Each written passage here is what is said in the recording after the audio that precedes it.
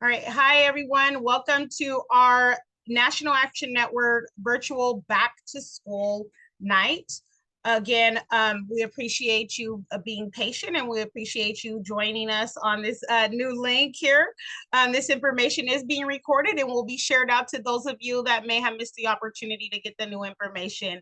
My name is Christina Laster, and I am the Western Regional Education Advisor and Liaison. And I work alongside Dr. Cody, and we work as a national education team, even though we have specific regions that we do focused work in. And so I will go ahead and allow Dr. Jackie Cody to share who she is and where she's at. Hi, everyone. Coming to you out of Brooklyn, New York, representing the East Coast, along with my counterparts in the West Coast. Glad to be here. Christina basically said it all. And, I'll fill in the blanks wherever needed. So I'm here to support and provide whatever information so that we can be real advocates for our children and make sure they get what they need to thrive in the educational setting. Thank you. Definitely. And so if for those of you that maybe don't even know specifically what the National Action Network do, because this week is our membership drive week. And so part of the information that you may have been seeing throughout the week from Nan has been pertaining to coming to join. Right. And so let's talk about that for a second. What does NAN do? So the National Action Network is one of the leading civil rights organizations in the nation, with chapters throughout the entire United States. Founded in 1991 by Reverend Al Sharpton, NAN works within the spirit and tradition of Dr. Martin Luther King Jr. to promote a modern civil rights agenda that includes the fight for one standard of justice, decency, and equal opportunities for all people, regardless of race, religion, ethnicity, citizenship, criminal record, economic status, gender expression, or sexuality. I am going to put in the chat, and for those of you that are going to be viewing this or at a later time, you go to nationalactionnetwork.net and you can look up all of this information that I am sharing with you so that you will be able to find out where your local chapter is, and so that you can get involved. We definitely support and welcome you at National Action Network. And so really briefly, I wanted to talk about the importance and why Dr. Cody and I are very passionate about what we do, and we, spend our time and dedicate our time towards our children. Our children are our most prized possession, and if we cannot educate and if we cannot protect and train up our children, then there's some power lost there. So I feel like it's a very powerful thing, and it's also a very cultural and outside of that, the right thing to do to make sure that we educate our children, and that we also bring them up in the way that they should go so that they're able to reach their fullest potential. Before I turn it back over to Dr. Cody, though, I would be remiss if I did not introduce my chapter president, since we're talking about local chapters and membership, right? I'm also a member, though I serve at the national level too. I am a member of the Los Angeles chapter here in Southern California. And my president, Lori, is here, and I'm going to give her the floor so she can give a shout out to everybody. Good evening, East Coast. Good evening. My name is Lori Candinas. I am the president here of the Los Angeles chapter in California. Just here to support. Both of you sisters are doing a phenomenal job on the front lines for our children. They are our future. And if we do not take that mantle up, then we're not doing what we're supposed to do. So I'm here in support, and thank you for having me. I yield back, ladies. Yes, Dr. Cody, do you want to share information about why you are passionate and involved in this fight?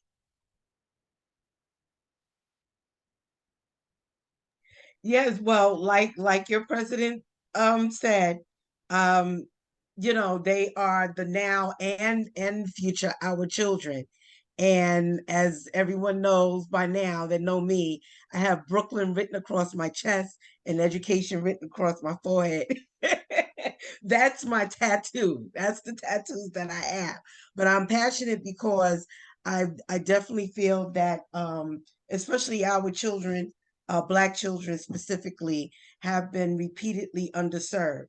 And the gifts and talents that go unrecognized and as I'm sorry, his name is slipping me, but you'll know, a dream deferred, a dream deferred. James Yes. Baldwin, you know, that is not a good thing. So my passion is to make sure that our children receive the best education they can possibly, to bring out their gifts, their talents, so that they can thrive and be an asset and uh you know, and contribute effectively to society and realize their self-actualization and moving forward and such. So I yield back. Thank you for this opportunity again. You know, I just want to recognize that the East Coast is in the house. We Yes. apologize again for the mix-up, but we have our national crisis director, Derek Perkinson. We have our members, Keon Simpkins and Terrence Elmore, holding it down. They are our lead safety people, and union. They help school safety remain protected. And they really put up that fight. And Keon is definitely, and Terrence are parents in the school system as well. And we have our brother William Allen here with us, who used to be the National Crisis Director for NAN as well. So I don't know if we have time to let them speak for a Yes. moment, but I'm gonna yield back to you, Christina. Yes. Thank you. Definitely want to and thank you for Mr. Allen for putting your in for Senator.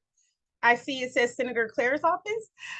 Putting that information in the chat, that'll be helpful for anyone that wants to put their information in. We welcome that. Derek, I do want to give you an opportunity to say who you are. We are, you know, wanting to hear from everyone. That's good. So if Derek can go first, then we'll start with you. Derek?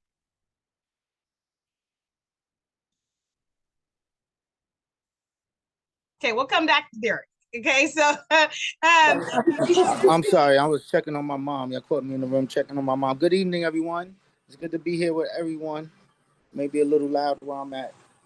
How you guys doing?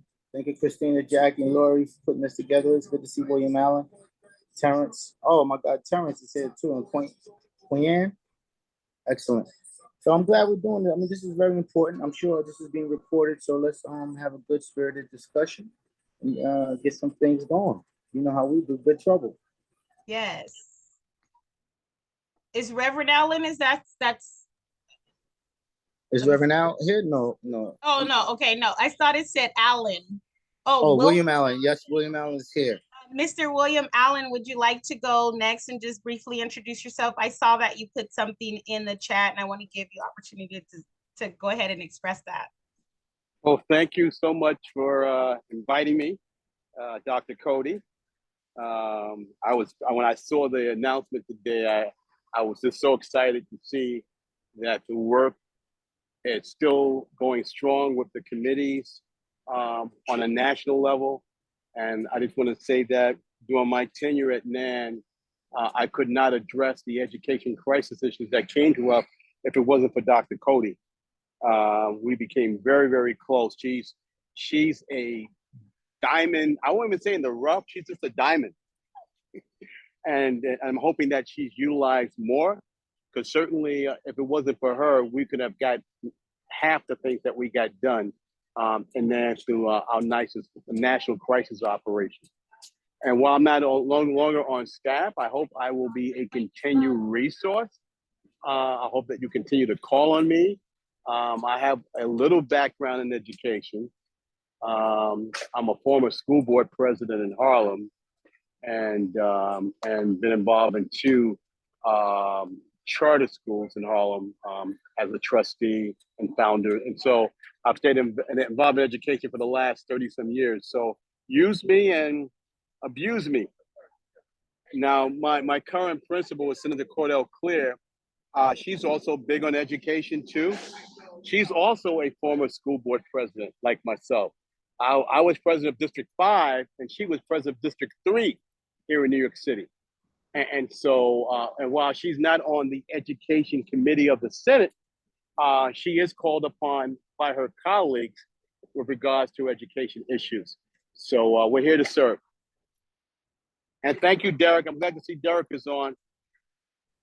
Thank you so much. Keon, would you like to introduce yourself? Hello, good day, everyone. Can you hear me? Yes. Good night. I'm sorry for the background noise interference. I'm actually at a function, but I had to tune in because this conversation is way too important to ignore. I'm a school safety agent of 16 years. I'm also a parent. I'm also a product of the New York City school education system. And, you know, I'm a member of the School Safety Coalition, also a member of the citywide leadership team that Dr. Jackie Purdy is trying to implement. And the importance of education is 100% for me, and I'm fully invested. And, you know, as a school safety agent, we realize that, you know, a child cannot learn in an unsafe environment. And we're trying to bring as much safety protocols and procedures that we can to the school system. And we're here for the conversation because, you know, like I said, once again, education is key to our children, our Black and brown community, our children. And, you know, school safety, you know, we're not educators, but we make sure that we foster that education through making sure that they have, you know, safe measures and safety protocols in a safe environment to learn in. Child cannot learn in an unsafe environment, and I'm here for it all. Thank you guys for the opportunity. Good night. Thank you. Terrence?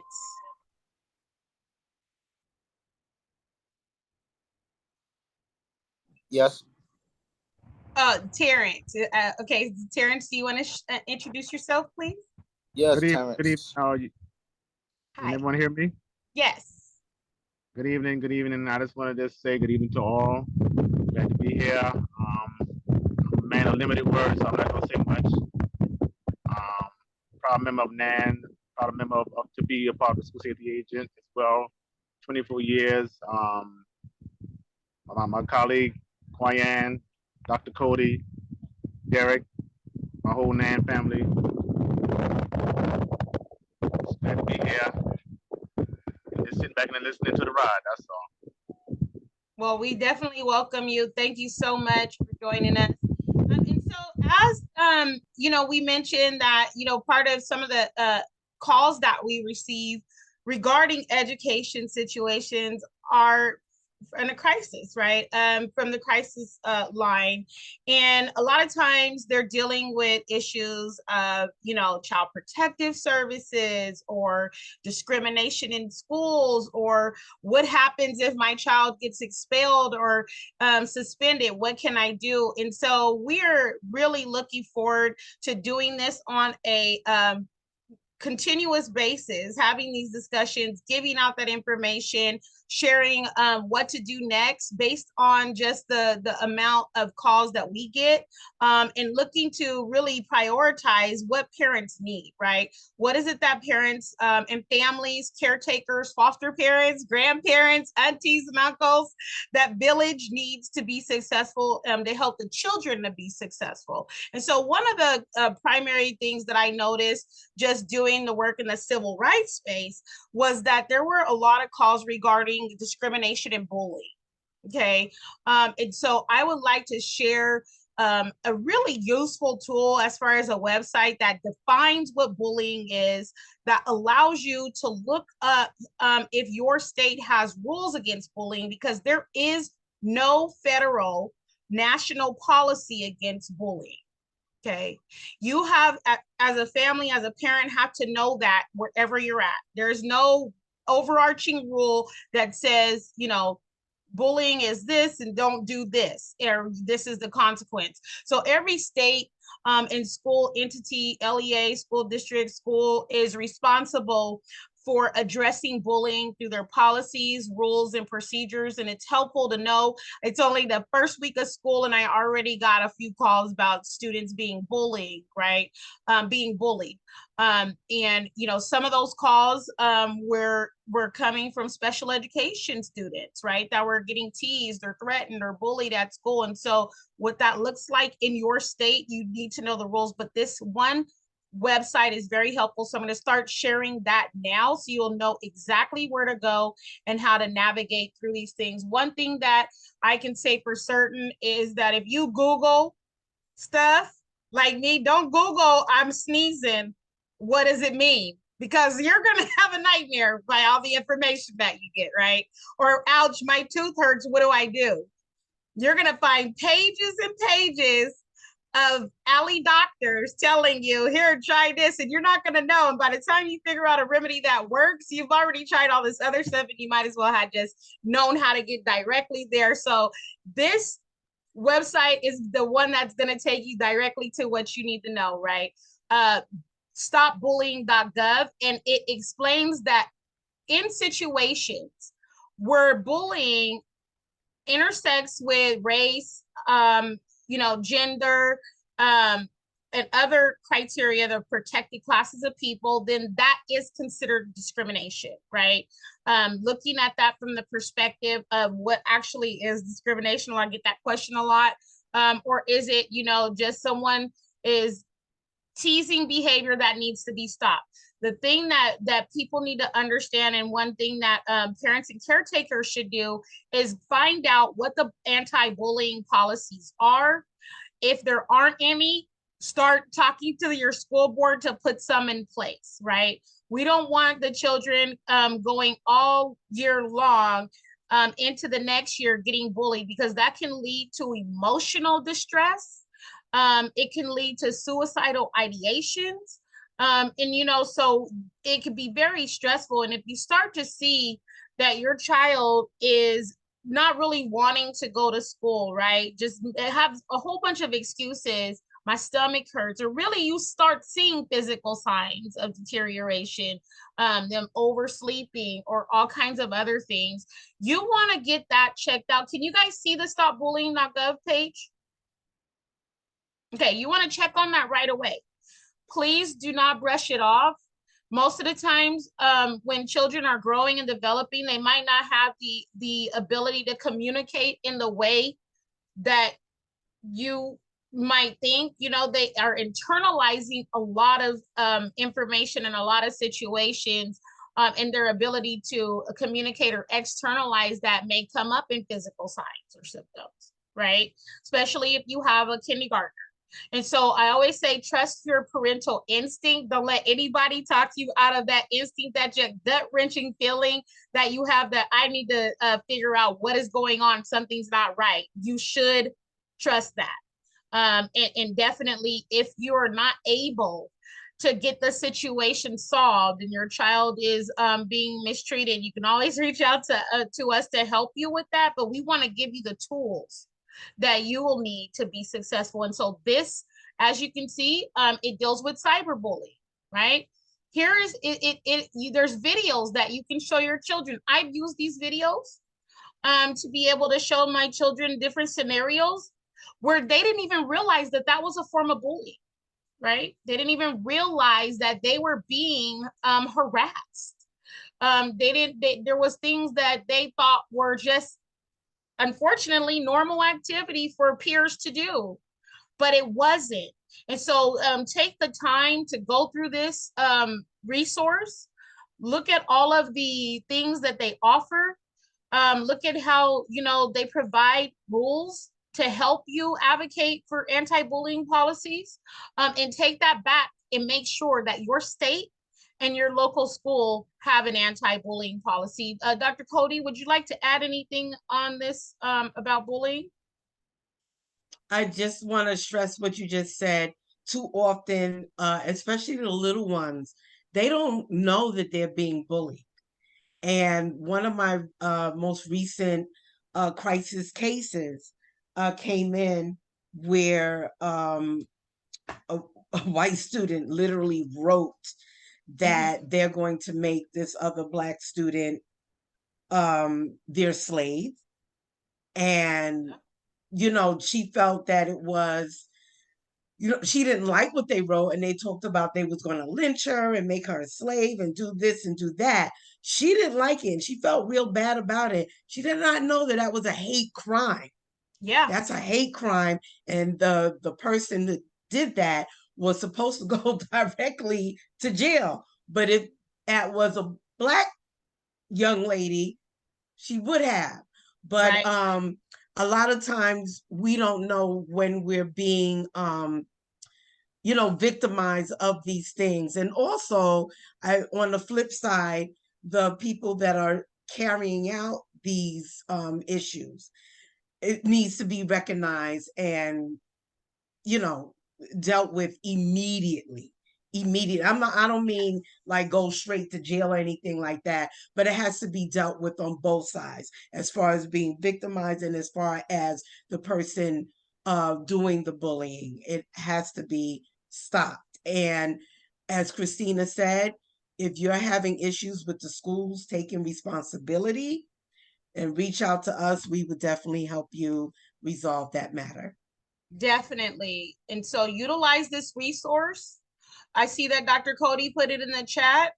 I'm showing the viewers that are not here with us, but will be able to see it later. This is a comprehensive resource, right? You can, there's so many sections: warning signs, effects, bullying and trauma, race, national origin and religion, LGBTQI plus youth, military connected youth, disabilities and special needs, other aggressive behaviors, right? And so I think that this is the most comprehensive in place to find the bullying types of information that you need to prevent and put a stop to it. You know, what some people say, oh, kids are just being kids. No, that's hateful, right? And it impacts not only the victim. So I do need to say that. If children are in an environment with other children, the child that's bullying and the child that's getting bullied are not the only two people that are impacted by what's happening. The onlookers, the other children are as well, okay? And so we need to be mindful about the trauma that can have on other children in the environment. Also, one more thing before we go to the next resource is that sometimes our children are being bullied by adults in school environments. And that's never acceptable or okay. And so when a child is coming home and consistently saying that there is just this one particular staff member or teacher that is like saying things that are, you know, out of line, and I've gotten situations like that, and it was a warranted concern, then we do have to pay attention and not brush that up. Like, it has to be dealt with right away. And if the school or the school district is not responsive, then please reach out to us at NAN so that we can help you out. Derek, do you want to share the number with people so that they can connect with the crisis hotline? And Dr. Coley, you can share it too if you would like to. The crisis hotline number? Yes. 877-626-4651. That's 877-626-4651. Can you tell people briefly what kind of calls they're able to call in on that crisis number so that we're clear about what the crisis line is and what it's not?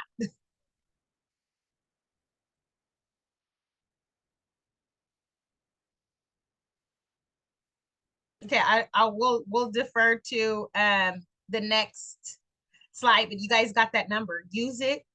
If, like we said, we offered, if you are finding yourself hitting a brick wall trying to keep your child safe at school from bullying, and if that bullying is intersecting with race, national origin, any of these categories, that turns into discrimination or hate, like Dr. Cody said, at some point, and it needs to be addressed. They can't just brush it under the rug and say, you know what, we can't tell you what we're gonna do, right? I hear that a lot, where parents and families come back and say, the school said we can't tell tell us what they're gonna do, and the next day the bully came and was eating a popsicle in front of my kid, teasing them more, right? And so that's not an effective way to handle a bullying situation where one child is afraid and there's an imbalance of power. So we'll definitely help out with that.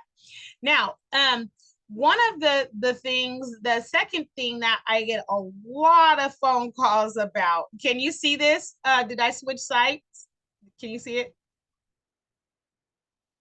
Yeah, it says understood, right? So the second thing that I get, we probably share this too, Dr. Cody, get a lot of questions about is special education.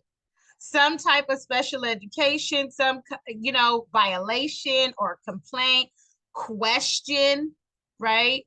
How do I fill out this form? How do I request an IEP?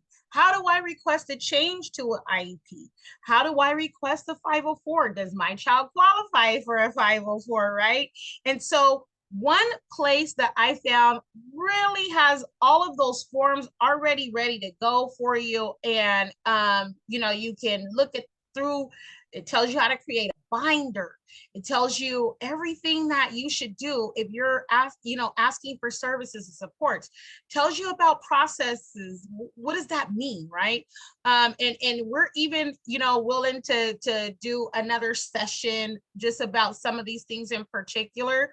If you want, we want you to put in the chat what it is that you find that you need most as far as resources, as far as information.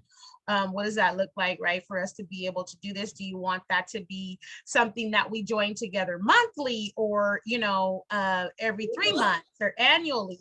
How can we help so that all of our kiddos are successful? Understood.org is the place. It talks about dyslexia. I'm going to stop and pause right there so Dr. Cody can talk about what it is that we do around literacy and dyslexia and how important that is. But this understood.org, okay, very easy to remember. If you go there, you're going to find all of the information that you need. And there's never been a time that I went to understood.org and couldn't find the information that I need around special education stuff. Okay. Dr. Cody, do you want to go ahead and talk about the literacy and dyslexia work and how that's so important? Sure. Yeah. So what we've been doing now within NAN and Debbie Myers at Decoding Dyslexia has been leading that cause. And right now in New York City, Mayor Adams has said that within the DOE that there will be programs to help identify various learning disabilities, starting with dyslexia and different disabilities like that. We'll work to identify earlier. One of the things that we did also in the spring, we held forums on identifying what are the signs, what are the symptoms, and catching it early. A lot of the issues and problems that we've had over the years with young people getting frustrated with schools because they went under, not recognized, but not,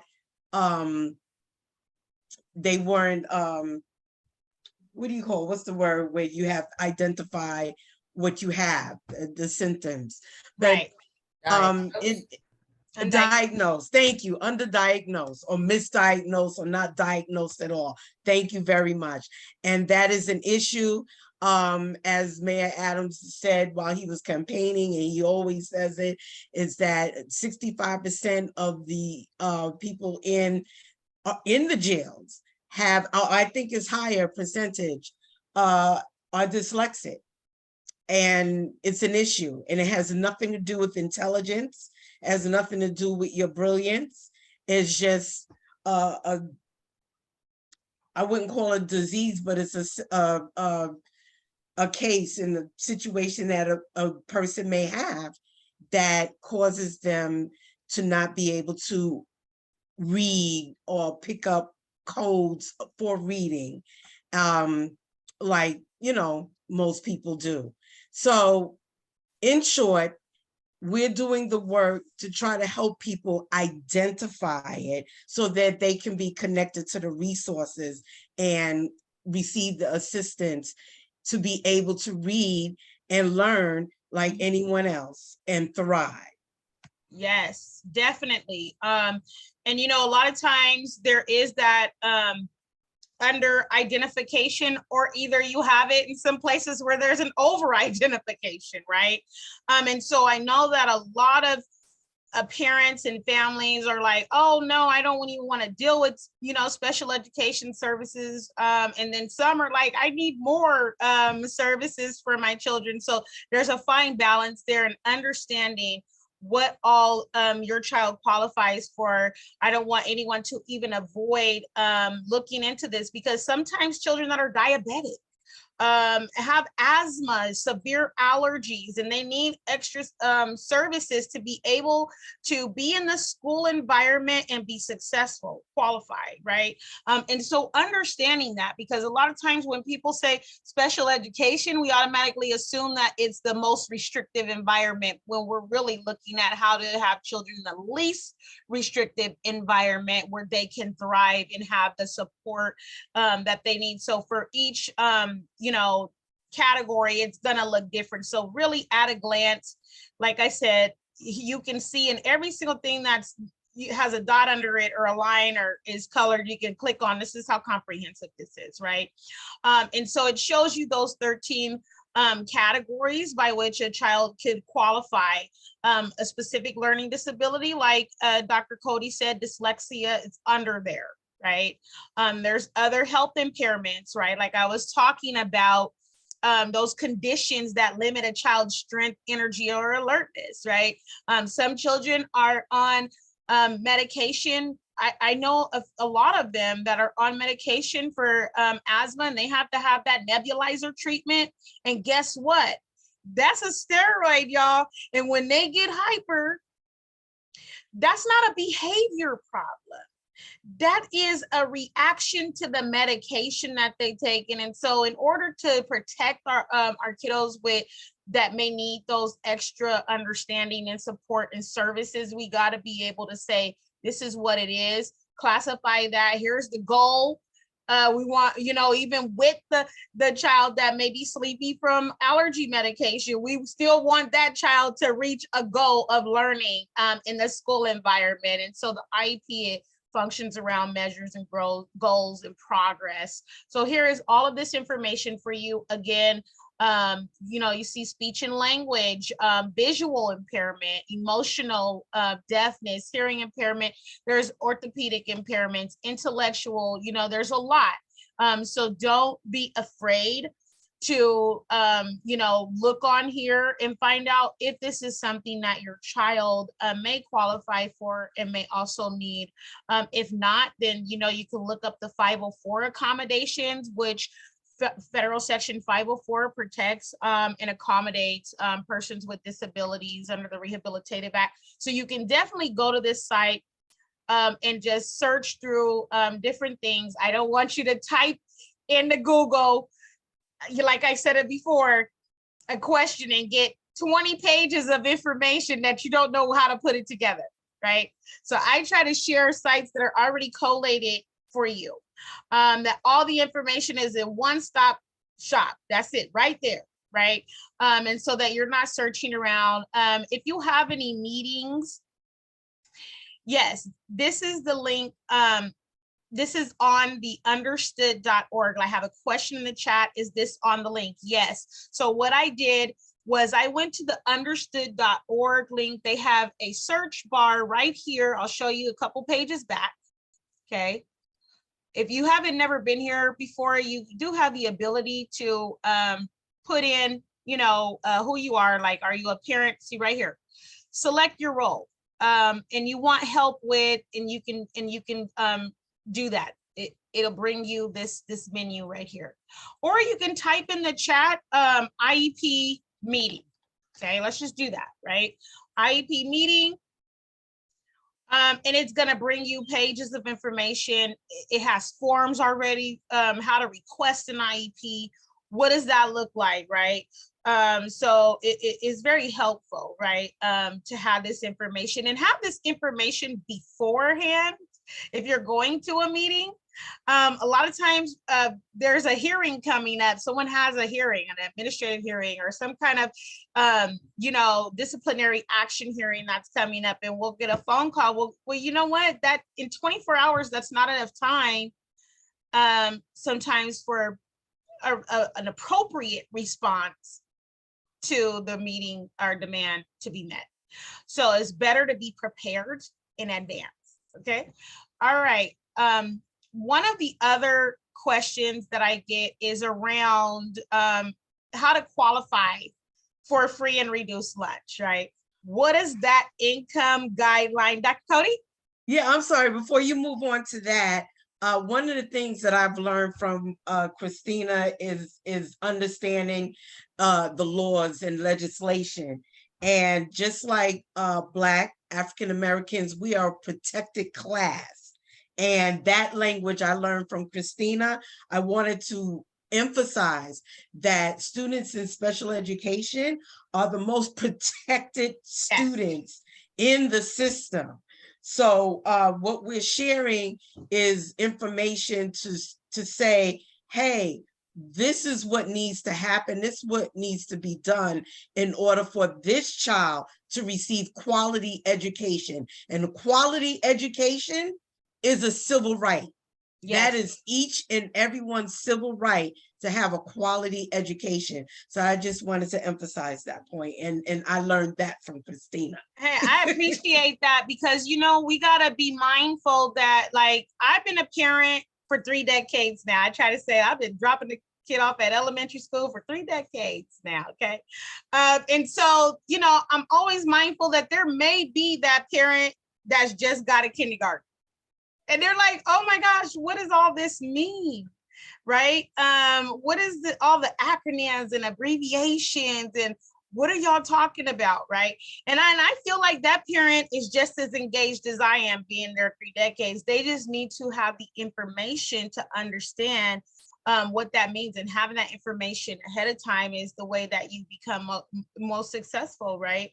And so that's why we do this. If you guys have any requests, like, oh yeah, we would like to have a special education discussion, right? When can we do a discussion about special education and services, and walking community through how to do that, and who qualifies, and what that looks like if you are out of compliance, but your child has services and the school's out of compliance, then we definitely, will be willing to do that. Send us those requests, like, by priority. We want to know more about transportation, right? I had a survey that I want to share, but I might be able to share that in a minute after I go through this, because I don't have it up on this link. Like I said, I thank you guys for being flexible in switching over to, so let's continue. This is about income eligibility guidelines, right? A lot of times people qualify for stuff and don't even know it, okay? And that qualification for that program may be your qualification for another program, okay?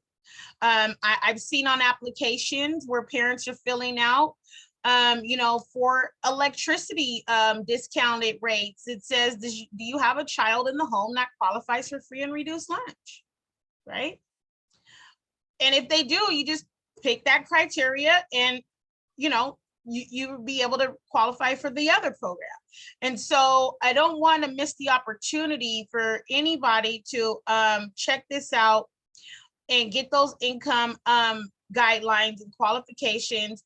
Find out if your child or your grandchild, or tell your neighbor's kid, you notice that they're not able to have a lunch or breakfast or a meal. We don't want any kids hungry either. Okay, we don't want any kids hungry either, that's for sure. Then help your neighbor out, right? So here's the income qualifications for this school year. Please note that we are in the 2020-2023 school year. So the 2020-2021 school year is over, okay? So for those of you that are new parents, every single time you go into school in the fall, you're going to use the current year plus the upcoming year as the entire school year. So when you see that SY, that's going to be the school year. So we're in that school year.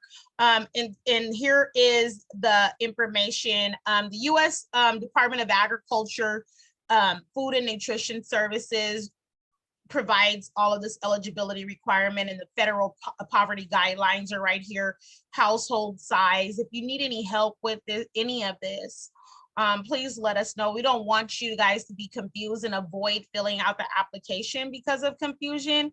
Also, please do understand that the U.S. Department of Agriculture, Food and Nutrition Services does have an office for civil rights if you feel like you've been violated or discriminated against in some manner or fashion around these requirements and guidelines for income eligibility or race or all of those other categories that Dr. Cody said are a protected class. So you go here, type in this. If you have a complaint that you want them to look into and you're not able to get your child, or you know of someone that's not able to get their child and their income eligible, then definitely report that and get some help or reach out to us. Dr. Cody?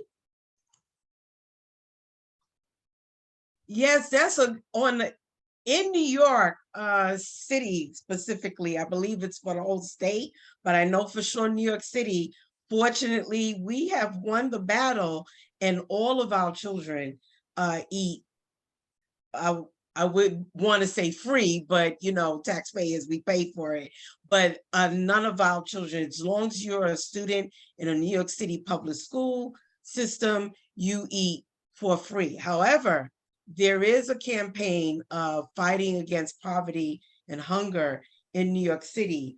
And although our children don't have to pay for lunch and we don't have to qualify or be eligible for free lunch per se, there is an issue with the kind of lunch. Right. So there is, we're asking for folks in New York to sign up on a campaign to make sure that New York State has secure equal access to school meals at no cost,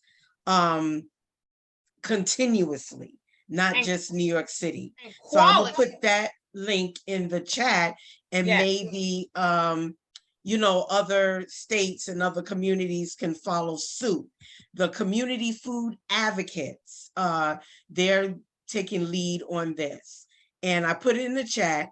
So those of us in New York, please sign up your organization, be a part of it, and you know, reach out to community food advocates and find out how you can make this happen in your state and in your city as well.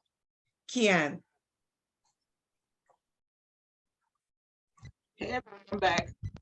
Hi. As a person who works in the school every day, I will say that New York City public school children, due to the food insecurity and due to the homelessness issue that we have, because a lot of our children come from the shelters, every child in New York City eats for free, regardless of the parents' ability to pay or what the household income is. So yes, we have a free lunch program that is actually feeding everyone. Right. And so I wanted you guys to also be aware of the campaign goal to end hunger by 2030, right? And so you can look that information up about how the government is trying to stamp out hunger and make sure that nutrition and health are included. It will be a conference that you can join, and I'll send you the link so you're able to tap into that and share information, right? Because it's not just about providing food, but it's also about the quality of food that our children have access to. Those children that have allergies to maybe milk or dairy products, right? You know, are not able to drink milk, should have an option instead of feeling like they're excluded from options, right? And you know, just because a child is receiving free and reduced lunch doesn't mean that those meals shouldn't be fresh. They should, you know, shouldn't be whole foods, things that are healthy that you will see in other places where children might not be on free and reduced lunch. I remember going to a school once, and at the salad bar, there were canned peaches. Okay, and I said, you know, why can't the kids have real fruits and vegetables at the salad bar, so that in their minds, when they walk up to a salad bar, they know they're getting stuff that is not from a can, right? Like we would expect that. That's a violation right there.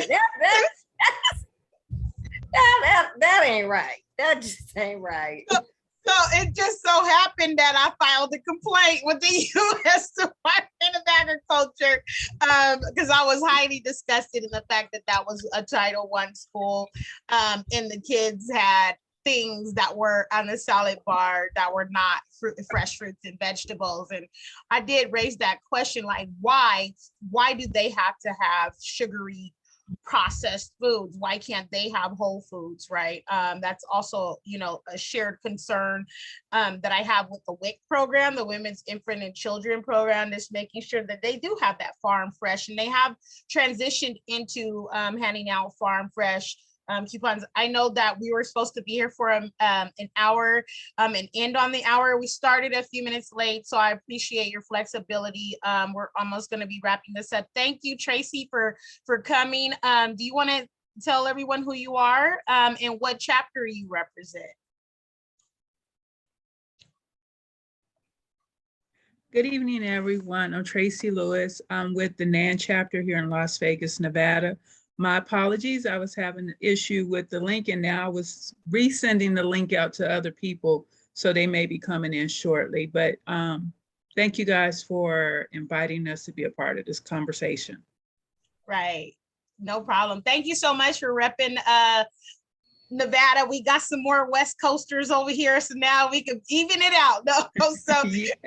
We always have this. Give a holler to Cheryl Hop on the East Coast. Okay, Cheryl, West Side.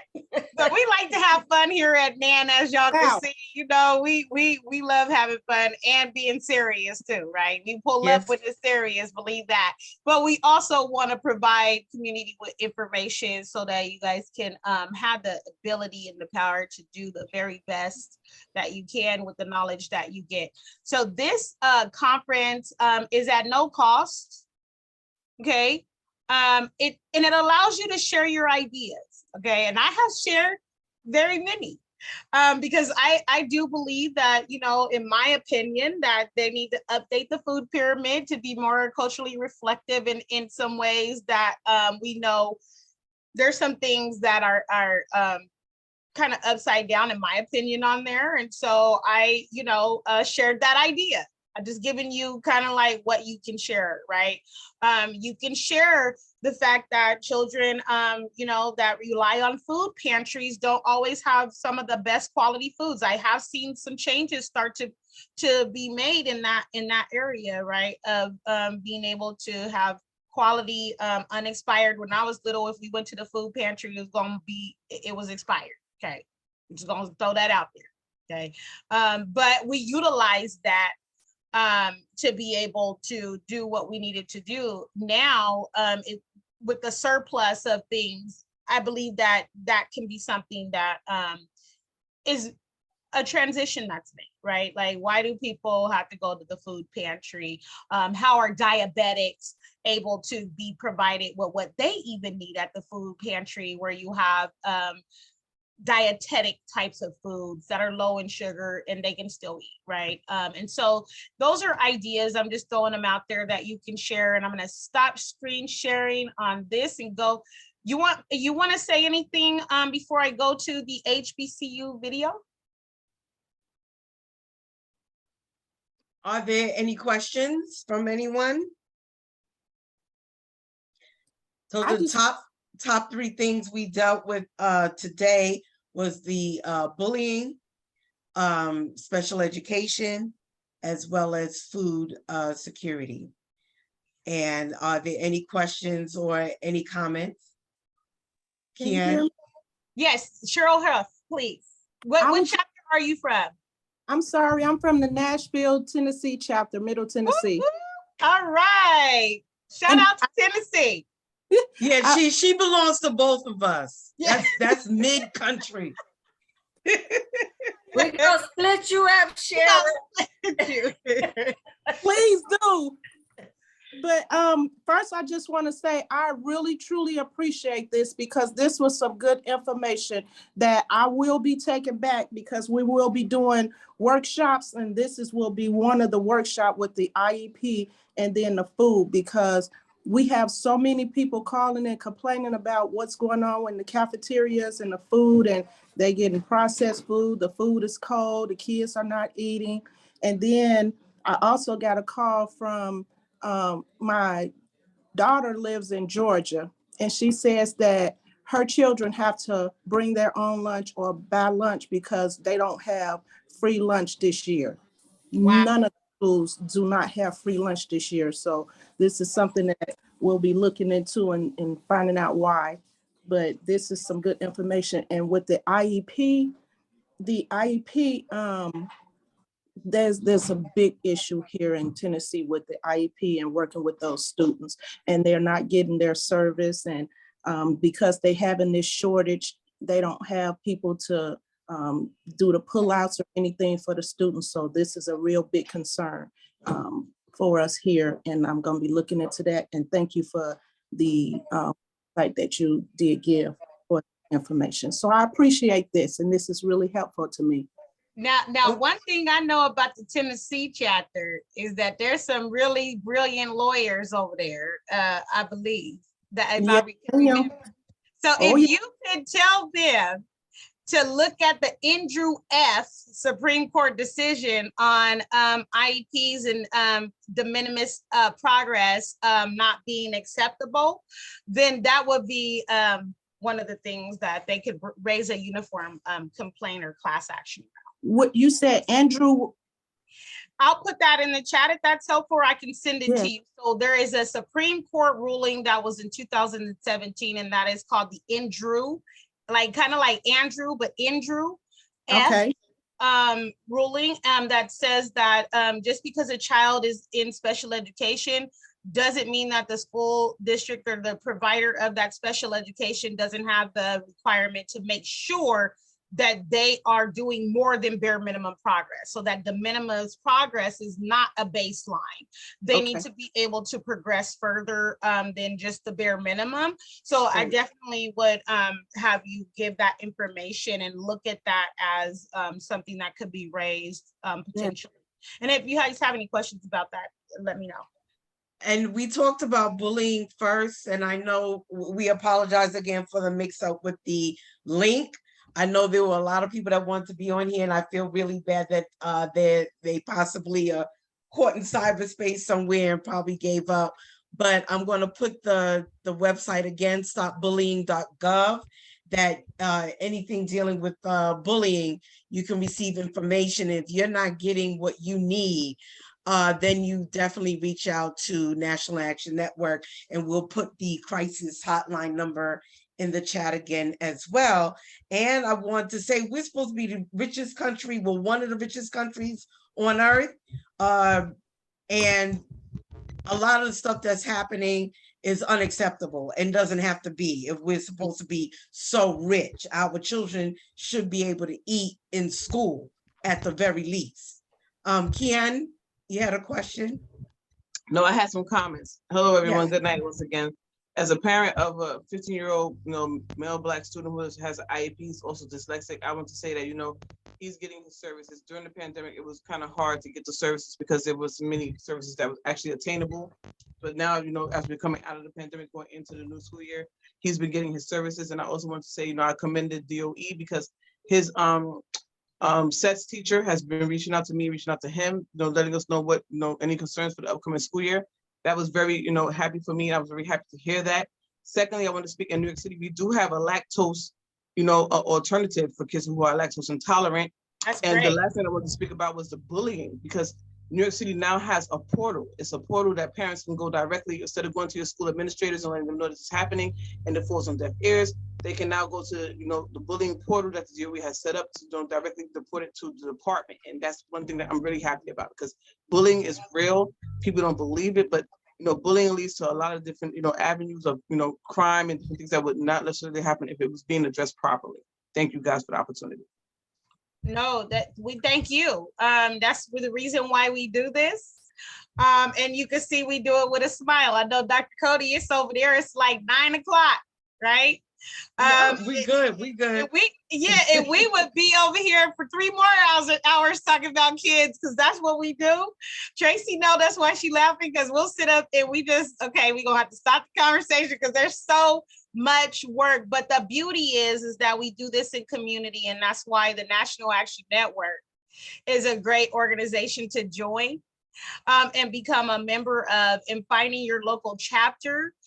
We have LA here, we have New York here, we have Nevada here, we have Tennessee in the house. There's so many, places that you can reach out to your local chapter, tell them you want to get involved, you want to join in with Dr. Cody and Christina Laster, getting involved in that education fight. Because I'll tell you, our children need every single hand that they can in this battle for their education and their livelihoods. Okay.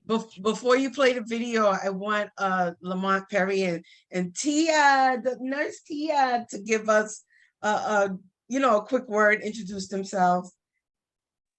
And there's a Mighty Bell too. We could go to Mighty Bell too. Hello, hello. How are you, Dr. Cody? Hi. You want to tell folks who you are, Tia? Okay. Hi there. Well, I am Tia Delaney, and I'm out of the Los Angeles chapter. I oversee our health and wellness, and so I'm just excited to be here. And this has been a great program. What I want to say, hats off to both of you. I joined both of my children are out of school, but I'm still heavily involved in the community, and I just love the fact that you guys shared so much information about bullying, but also about IEPs, and I love the IDEA program. So thank you so much for your time and for putting this together for our community members. Thank you. Thanks, Tia. Lamont and Maribel.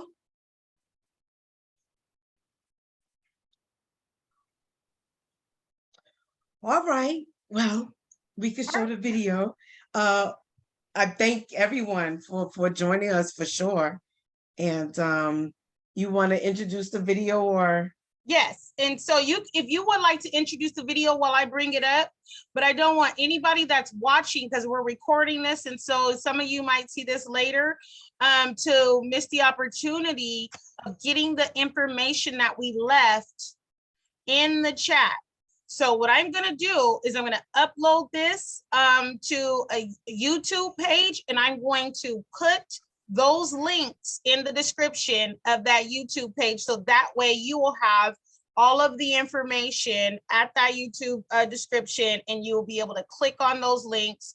And so you won't even miss the opportunity to do that. I know sometimes people are using their mobile cell phones. We don't want to forget there's still a digital divide, right? And they might not be able to go as efficiently to the website. So definitely clicking on the link is more helpful for those persons. So I'm going to put those in the description. And also we will probably be following up with a survey so we can find out how often and how frequently and what kinds of information that will be helpful. This is a perk of being a part of the National Action Network, right? You'll be able to get those emails and that information directly from your chapter. What's going on in education? When's the upcoming conference? What do we need to know about hunger and poverty and how it's being dealt with, and what we can do to bring our comments to the forefront for our state. And so all of this stuff wrapped into the K-12 education team, national team, we definitely want you to be a part of today. So go ahead and explain what we're going to be watching, and I'll bring that video up. And the survey will be on the YouTube also. So yes. You let us know how often and what information you want from us. Thank you so much, Christina. So Sharim Hendon Brown and also Timothy Field, they co-authored a book called The Black Family's Guide to College Admissions, a conversation about education, parenting, and race. It is never too early to talk about post-high school opportunities. And so together they bring in unique and professional perspectives about HBCUs, that's historically Black colleges and universities, versus predominantly white institutions, which is PWIs, and share with schools and CBOs, share this information on how to better support students and families in navigating the college admissions process. So enjoy the video. It's going to be about 3 minutes, y'all. And so after that, we'll have a Q&A if you have any questions, and then we'll leave after that. Thank you so much. Can you see it? Can you hear it? No, the sound. It's here, but no, can't hear it. Check the sound. Okay, so let's see. I did this once before, y'all. Give me 1 second. My kids had to help me out, so I'm gonna ask my children. Okay, so Daniel. look it, I got Anaya right here. Okay, share, press share. Oh, there it is. Okay, so for those of you that don't know, when you press the green button where it says share screen and it brings the window up, you check share sound at the bottom. I see, we all about education over here. That's what I'm saying. I was going to say that, but cool. Let me rewind this. And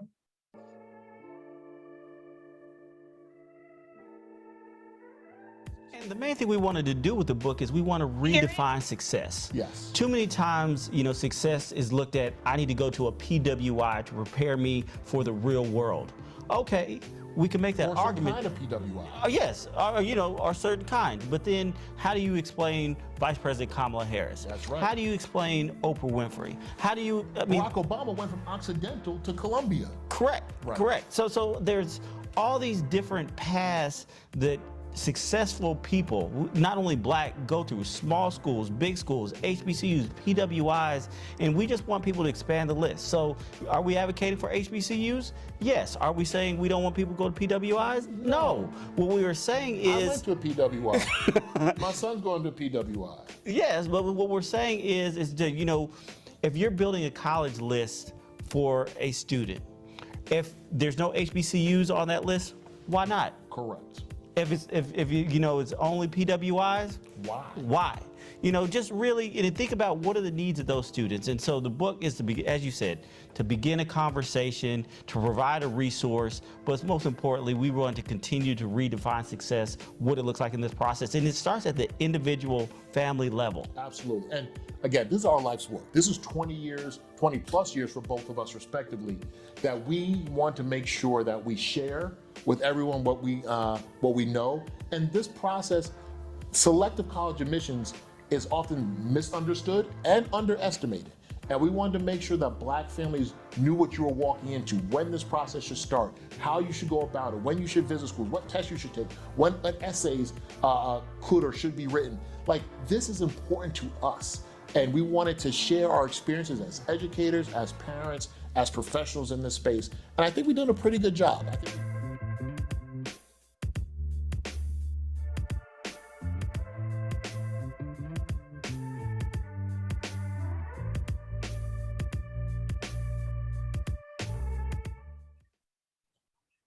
All right, I really appreciate that. When I was in high school and I was a gifted and talented magnet school, they never talked about HBCUs. And so, you know, it was just always, let me turn this off. I'm sorry. It was just always the PWIs that were, you know, given to us as the list from counselors, as the people that were coming on campus to recruit. And so it wasn't until after I was going to that university that I found out, like, some of my friends had went to like an HBCU, and I'm like, why did you do that, right?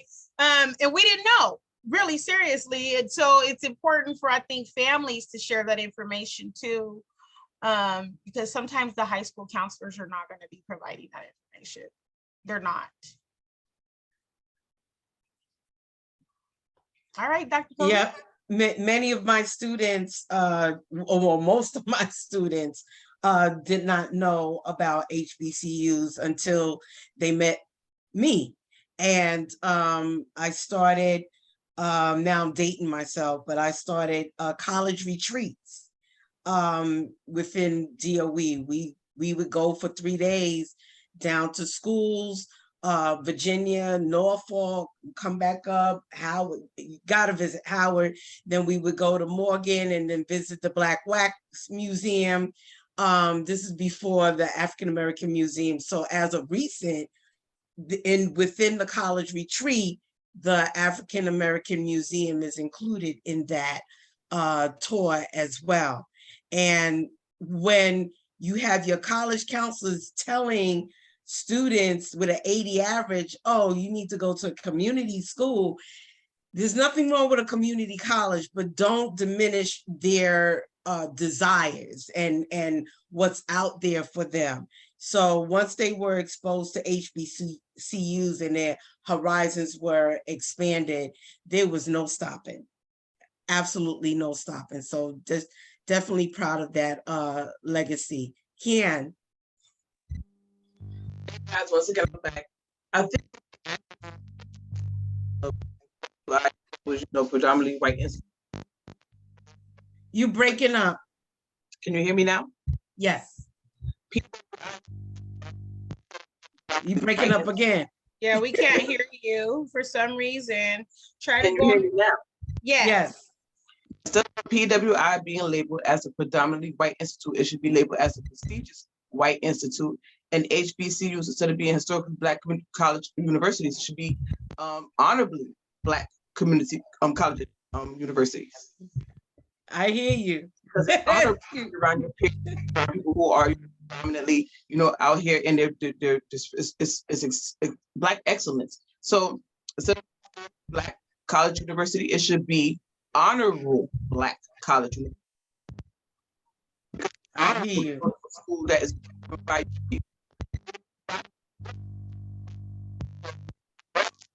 take off like a rocket. I hear you. I put their information in the chat. Share that idea with them. I'm pretty sure they'd love to hear from you. That's cute. I like that idea. Cody, I definitely will. All right. Well, we are so grateful for all of you that joined us, brought your feedback, your questions, your pain, your challenges, your victories, and definitely, those who will be viewing this recording, that information will be there. Reach out to us. And so we love to hear from you. As I said again, go to nationalactionnetwork.net, find your local chapter. Tell them you want to join because we need you in the fight. Okay. And so we'll be looking for you to be involved in this struggle. And you know what? If education is not your thing, you know, there's other areas, right? Housing, economic development, and workforce, right? There's a lot of other stuff. Crisis, join the crisis team. Health and wellness, like Tia said.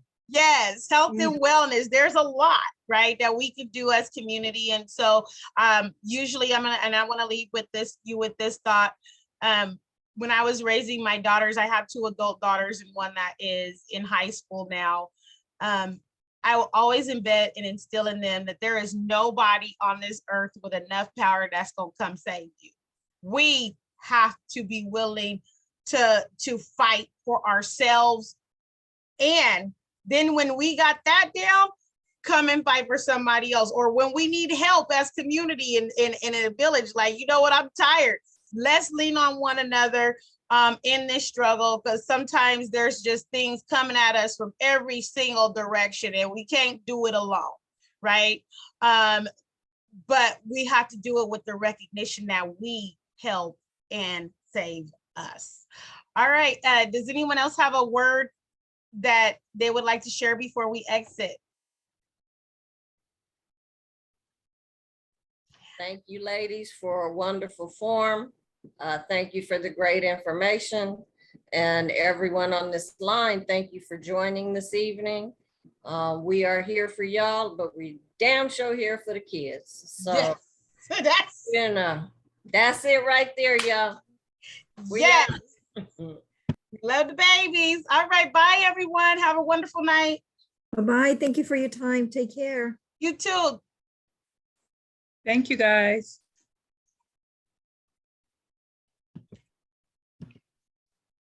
Bye. trying to figure out how to stop. Oh, right here.